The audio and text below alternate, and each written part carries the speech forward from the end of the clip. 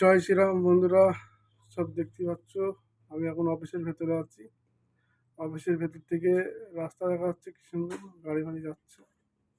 আর এই যে আমাদের অফিস। আর মনে হচ্ছে গেটটাকে খুললো, ঠক করে আওয়াজ আসলো। যাই হোক, অফিসগুলো দেখো।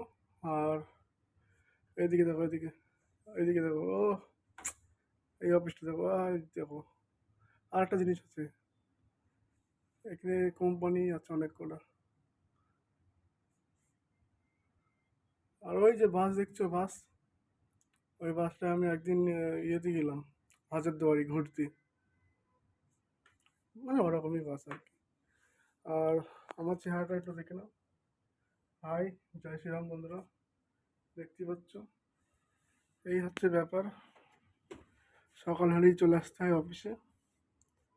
জীবনটা এই চলছে।